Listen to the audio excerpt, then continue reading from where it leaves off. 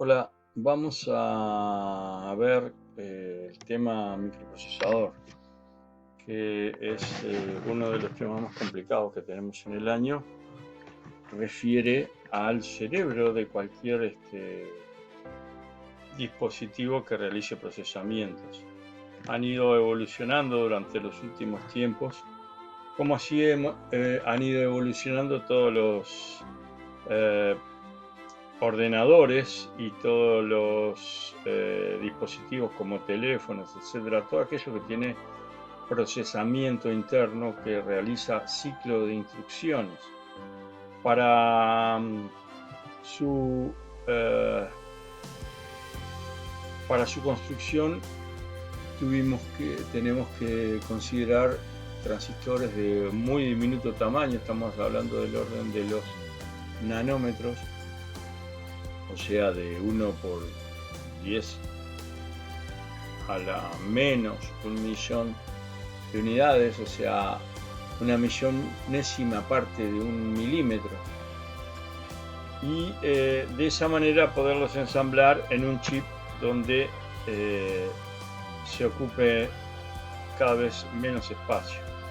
Los ciclos de instrucciones van a aparecer escritos en hexadecimal y esto se graba en una memoria donde el reloj lo que tiene que hacer es marcar los tiempos de instrucción. Ese reloj que ya hablamos en la placa madre se encuentra fuera del zócalo del procesador, marca los tiempos del frontside bus o de un ciclo que permanece dentro de lo que es la tarea del microprocesador. Entonces cada ciclo de instrucción irá a buscar una instrucción, a decodificarla y ejecutarla. Y esto puede ser realmente cíclico de millones de veces por segundo. Físicamente son millones de transistores que se agrupan para prestar una determinada función. Y esas conexiones hacia el exterior nos permiten cada vez realizar más cantidad de operaciones y con mayor cantidad de transistores. Se han implementado diferentes cambios en las tecnologías como para poder acceder a mucho más cantidad de instrucciones por segundo, que es en lo que se mide la velocidad de un procesador, como veremos más adelante. Millones de instrucciones por segundo, entonces, es la potencialidad que nos da el índice de funcionamiento de los microprocesadores. La estructura interna del procesador refiere a la comunicación con el exterior del ordenador. Es así que vamos a tener buses de entrada, buses de salida, conexiones con memorias ROM o RAM. La memoria ROM va a tener los ciclos de instrucciones, va a tener programas de ejecución del microprocesador, mientras que la memoria RAM será la memoria de uso aleatorio del procesador, donde él inscribirá, tomará, borrará variables o números o instrucciones que esté usando en ese momento. La RAM es la Read Only Memory, donde ese programa no se modifica. La RAM sí se modifica, es una Random Access Memory, que se escribe y se lee en cualquier momento.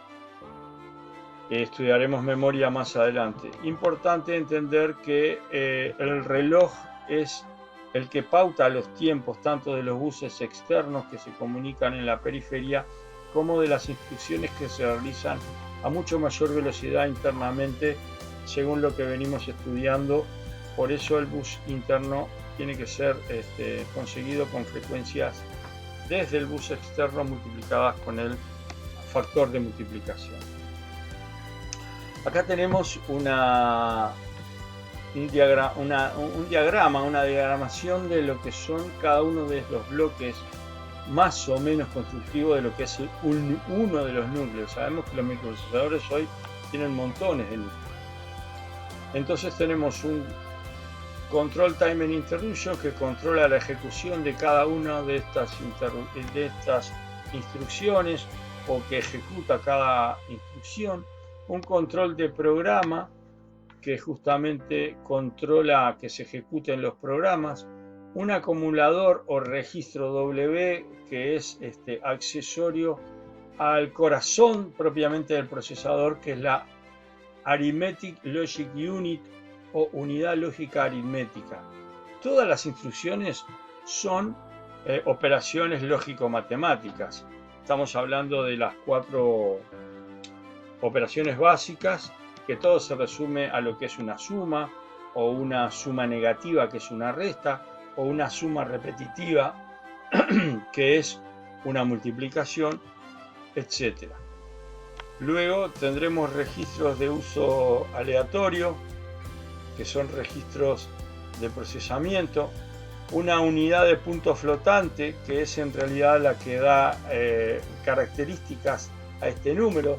Si tenemos un número negativo o tenemos que invertirlo o cambiar la característica de un número, la unidad de punto flotante nos va a marcar esas características de la variable. Un contador de programa, que es el que maneja las direcciones a donde se tienen que ir a buscar esas instrucciones. Y perdón que se me pierde el mouse. Decía, el contador de programa es el que registra las direcciones a las que tiene que ir a buscar las instrucciones y también registra la próxima instrucción a ejecutarse, la dirección de la próxima instrucción a ejecutarse. Todo lo que es direcciones, justamente estamos hablando de direcciones de memoria, que son los accesorios que vimos recién acá, ¿verdad?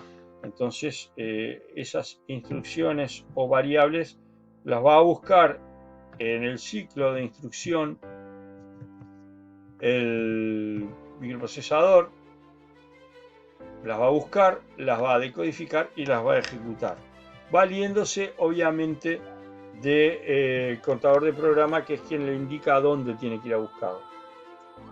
Un bus, una conexión con el bus externo que vamos a llamar Latch Input Output, que es una memoria de paso donde se almacenan todos los datos que son utilizados por el micro.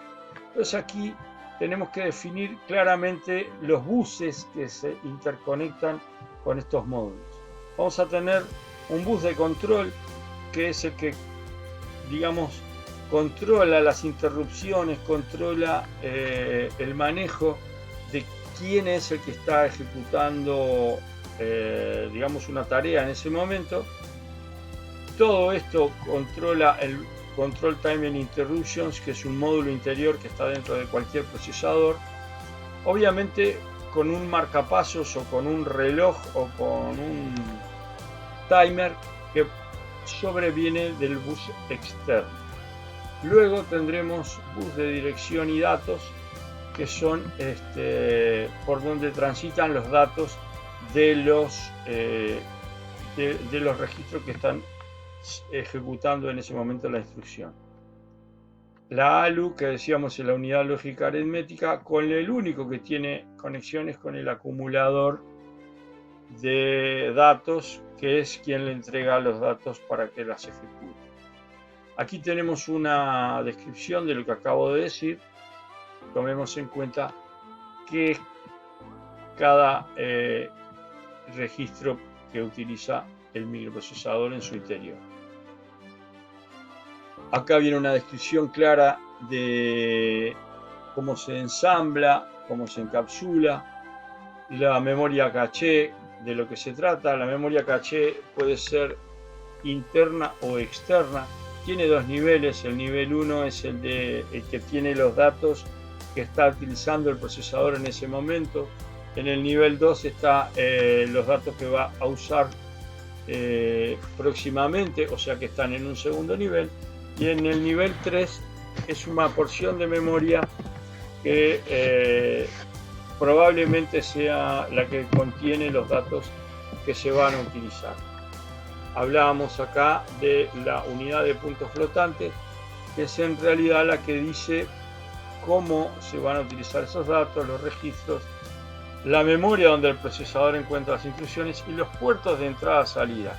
Y acá tenemos representados los tres buses: bus de control, bus de datos y bus de direcciones, como para que se maneje el procesador en cada uno de los procedimientos que está realizando internamente.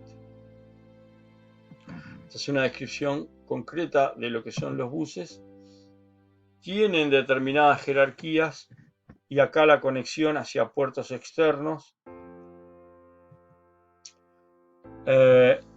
Es interesante saber que entonces que los millones de instrucciones dependerán directamente del bus de sistema, y el reloj de sistema, es el que tiene que generar la frecuencia para que estas instrucciones se realicen. También se pueden medir por flop, que es la cantidad de operaciones que se realizan por coma flotante. Tecnología CISC y RISC. Estas son las dos tecnologías con las cuales se han realizado los procesadores. CISC es un conjunto complejo de instrucciones y RISC es un conjunto reducido de instrucciones. Los procesadores pueden tener varios conjuntos de instrucciones divididos en estos dos grandes grupos. Los RISC son un número reducido, decía, no más de 100, y CISC puede tener muchas más instrucciones de mucho más, digamos, compleja realización.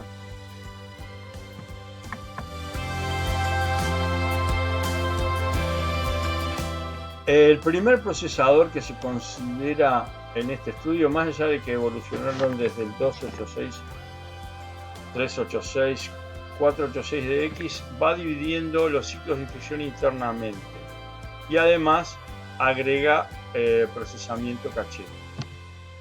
Luego, con 486DX se realizaron los primeros Pentium, que agregan coprocesadores matemáticos y agregan memoria caché internamente. Todo esto son millones y millones de transistores que se van agregando, y como se hace todo en el mismo espacio, obviamente los transistores tienen que ser menores. Por tanto, al evolucionar la cantidad de transistores, evoluciona también la cantidad de conexiones que tienen estos procesadores, o también llamado la cantidad de pines. Es así que la ley de Moore nos dice que cada 2 años se duplican los millones de transistores y por tanto la capacidad de ejecución de los microprocesadores. Acá tenemos una planilla que nos muestra cómo han ido evolucionando, y así como evolucionan los procesadores, también evolucionan los zócalos. Se van reduciendo los voltajes, se van ampliando las memorias, y así también las cantidades de instrucciones que se realizan interna y externamente. Acá tenemos links que nos llevan a mayor información, y acá tenemos una comparación de lo que es la velocidad en los procesadores. Entonces, la velocidad de los procesadores en comparación con otros dependerá de la cantidad de instrucciones que pueda realizar por segundo. Un enlace a los procesadores que se utilizan actualmente. Muchas gracias.